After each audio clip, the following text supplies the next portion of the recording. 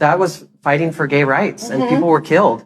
Nobody was killed at Stonewall. Nobody was killed. Hey guys, quick update. I'm putting together a monthly upload schedule, and I want your input. What day works best for you to catch new videos every week? Do you prefer weekdays, or should I stick to Fridays or Saturdays? Drop your thoughts in the comments below so I can lock it in. As always, make sure you're subscribed to the channel if you haven't already, and like and comment below to help me out with the algorithm. But before we start, this video is brought to you by Squarespace, the all-in-one platform to help entrepreneurs and creators build a standout online presence. Squarespace has everything you need to succeed. They combine years of industry-leading design expertise with cutting-edge AI technology, making it easier than ever to create a stunning personalized website tailored to your unique vision. I've been blown away by how simple it is to build a site that fits your brand aesthetic to a T. Here's some of what they offer that could pique your interest. First is, as mentioned before, design intelligence that will help guide you step by step. Meaning, if you're not a designer, you can build something beautiful and professional in no time. Plus, you'll get custom curated content and visuals that match your brand aesthetic effortlessly. Then we have Squarespace Payments. If you're selling products, services, or content, this is a game changer. It's easy to set up, and you can offer your customers flexible payment options like Apple Pay, Klarna, or Afterpay. Whether you want a sleek and modern look or something bold and creative,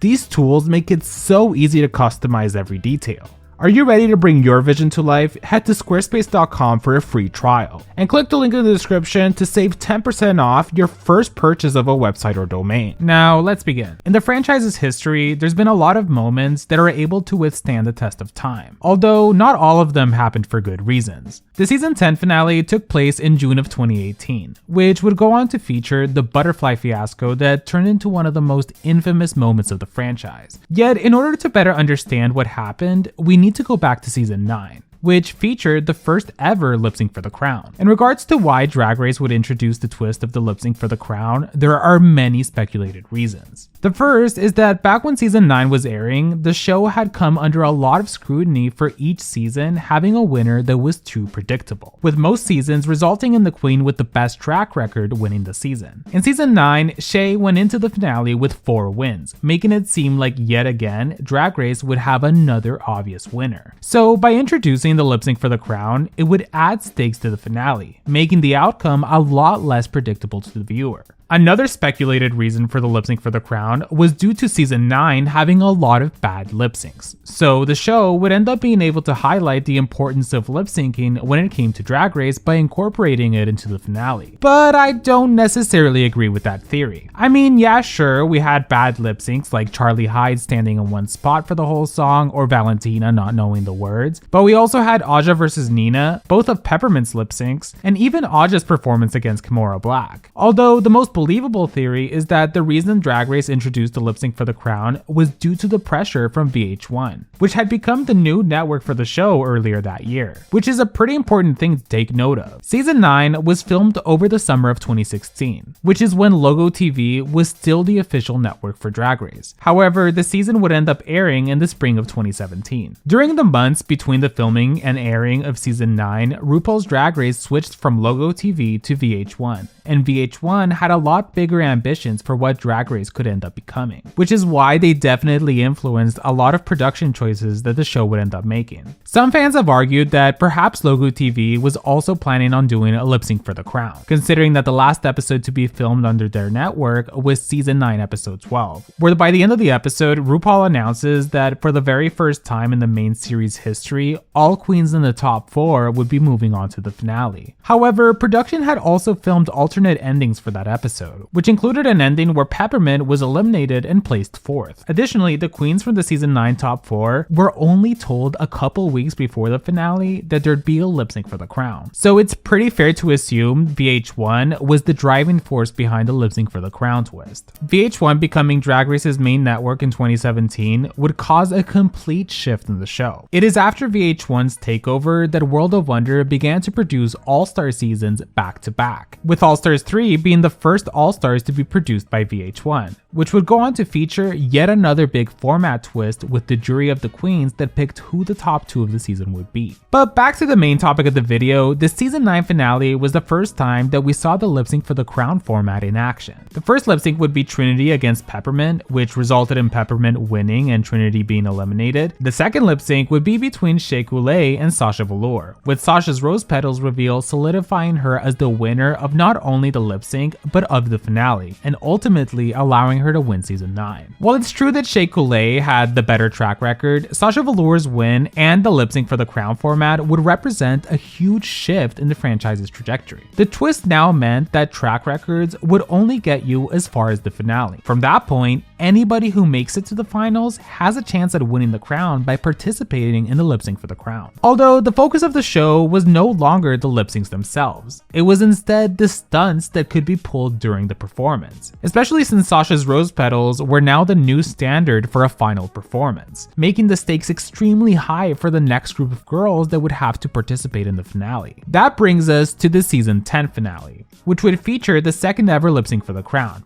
The queens competing were Eureka, Aquaria, Asia Ohara, and Cameron Michaels. Once we saw the top 4 queens in their lip sync outfits, it was extremely obvious that we were gonna be in for quite the treat. Considering Eureka and Aquaria were covered in obvious reveals, Cameron had a tearaway, with Asia arguably having the most intricate costume. After doing the spin of the wheel, it was revealed that Cameron Michaels would be lip-syncing in the first round, as she then chose to lip-sync against Asia Ohara. Asia was wearing a dress that was covered in butterflies. The outfit itself was actually pretty stunning. I remember assuming there was some type of reveal under there, but I wasn't sure what. Asia Ohara and Cameron would end up lip-syncing to Nasty by Janet Jackson. At the start of the performance, both girls were pretty equal, with Asia being a little bit in the lead when she revealed a mini sponge to wipe her face with. This would be the first and only successful reveal of the night for Asia. The fiasco began when Asia opened a small contraption on her left wrist, which didn't really reveal anything. The show would then cut to the queens looking really puzzled from the audience. Throughout the rest of the performance, Asia would attempt 3 more additional reveals that would all end up failing, which included her throwing the 2 containers on her breast into the air and the last remaining contraption on her right wrist, once again revealing seemingly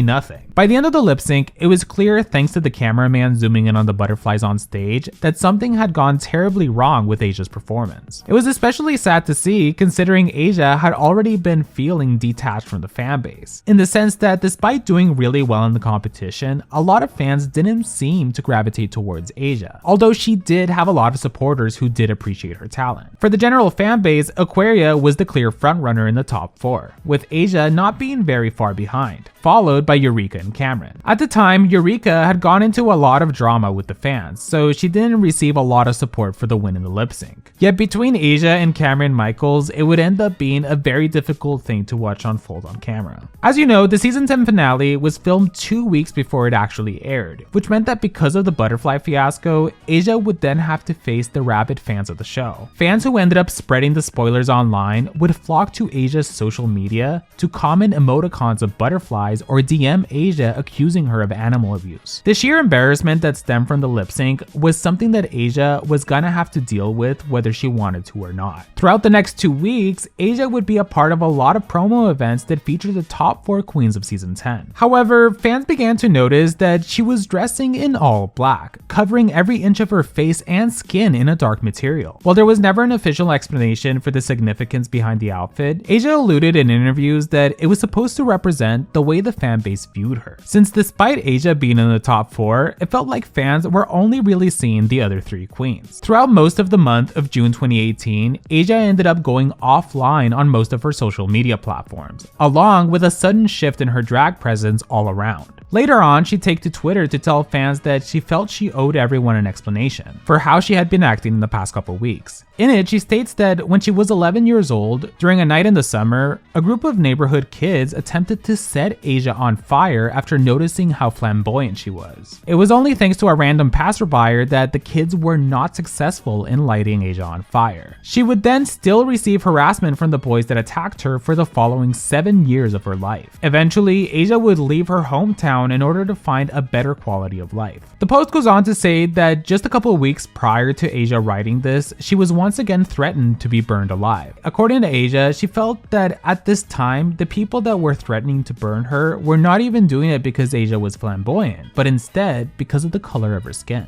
This was also around the time that the conversations surrounding the racist fans of the show began to gain traction, thanks to the Vixen calling it out earlier in the season. The post ends in Asia discussing how social media is a very powerful tool that reveals the true selves of what people hide from others. She then says she'll continue trying to rebuild the person that she once was. Asia has also discussed while on season 10 that both of her parents passed away when she was younger. Because of that, she would end up taking on the role of a sort of mentor, which reflected in the way that she would help a lot of the other queens in the cast of season 10. Like on season 10 episode 4, where she helped sew a lot of the other queens' outfits, which came at the expense of her own, landing her in the bottom 3. I also heard a rumor back when season 10 was airing that apparently all of the finalists were contractually obligated to do at least one reveal during each of their lip syncs for the crown. However, I was not able to find any source to back this up, but if it was true, it would explain why so many of the queens felt driven to go so over the top. If you have any tea on this, let me know. Now, the season 10 reunion was filmed a day after the finale, even though it aired a week before the finale aired. This meant that by the time the queens filmed the reunion, they already knew the crown was between Aquaria, Eureka, or Cameron Michaels, and they were also aware of the butterfly fiasco that had happened. Despite this, when RuPaul asked the queens at the reunion who each of them believed should be the winner of season 10, Eureka would end up getting the most votes, followed by Asia Ohara, Aquaria, and Cameron Michaels. If you watch season 10 episode 11, the top 5 queens of the season had to pick who they thought would be the next queen to be eliminated. Asia would end up picking Miss Cracker to go home, citing that she didn't see Miss Cracker as a star. Apparently, Miss Cracker would end up taking this very personally, because she'd go on to do an interview with Billboard where she discussed the moment from that episode. In it, she talks about how what Asia did was sort of brattish, but that in the end, Miss Cracker is in fact a star, because she's one of the most followed queens of the entire season.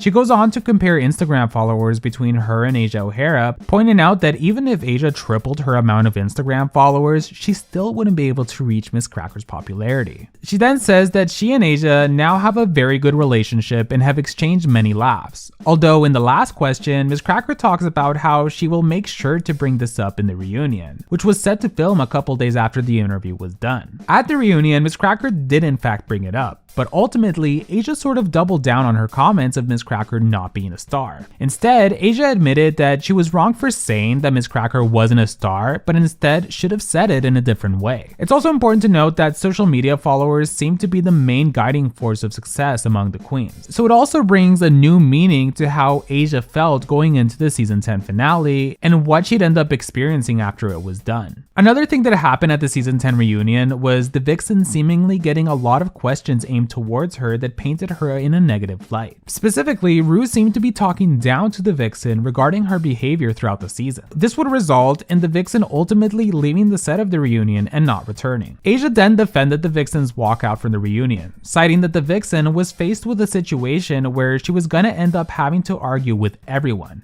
but instead she chose to remove herself from the situation by leaving the room. RuPaul responded to Asia's comments by saying that not everyone in life is gonna be able to be saved by others. Sometimes you just have to realize when someone is too far gone and not chase after them. However, Asia ended up doubling down, feeling that they as a community are turning their back on the Vixen simply because she's a bit difficult to work with, and that perhaps if there was more of an effort made to understand the Vixen, then maybe she wouldn't have walked out. Asia also points out the hypocrisy that during Pride season, they were all turning their back to someone who was a part of their community. This of course resulted in RuPaul sort of yelling about how when it comes to show business, you have to be able to know how to act a certain way in order to receive better opportunities in the future. RuPaul also said that he felt the Vixen's walkout was disrespectful to the production of the show. They would then quickly move on to a different topic. The grand finale for season 10 would officially air 1 week after the reunion. Asia would then post an official apology to the viewers of the show, sharing it on all social medias. In it, she says that she's very sad about the whole situation. Apparently, she had worked alongside a professional company where they had put in months of research and rehearsing in order to get the reveal done. But ultimately, most of the butterflies ended up dying or limping around the stage. I also wondered that even if the reveal had been successful, how she would have managed to get all the butterflies back into one place, considering the performance was taking place in a big open stage. Subsequently, the moment would actually spawn a lot of memes that many felt actually helped everyone move past the fiasco. Asia goes on to state that she offers everyone her deepest apology and that she would never purposely hurt a living creature, as she has the utmost respect for animals. She then says that she understands why some fans are upset with her because she's also very unhappy with herself ever since that night, but that she'll try her best to make things right. The post ends with her saying that over the next year, she will be donating over 100 volunteer hours to the ASPCA, which is an organization that helps rescue animals that are suffering from abuse. The last part of the post says that she will try her best to continue to be humble while owning her mistakes and leading from a place of love and light. Asia Ohara would go on to find a lot of success in her post-Drag Race career, being one of the main hosts of the Work the World tour, along with having occasional residencies in Vegas for Drag Race. She's also gained a lot of fans since her season, being one of the most respected queens in the entire franchise. Oddly enough, many expected to see Asia on All Stars shortly after her season aired, but it appears that she either wasn't invited, or the most probable option being that she simply doesn't feel that it's her time to return yet. But when she does decide to come back to our screens, we'll all be rooting for her. Thank you guys so much for watching this video. Please make sure to give this video a like and comment below to help me out with the algorithm. And most importantly, if you haven't subscribed to my channel yet, but you find yourself watching my videos, why not click the subscribe button? Make sure to watch my other content, and I'll see you guys next time. Thanks again to Squarespace for sponsoring today's video. If you want to help support the channel, make sure to click the link in the description to get 10% off your first purchase of a website or domain at Squarespace.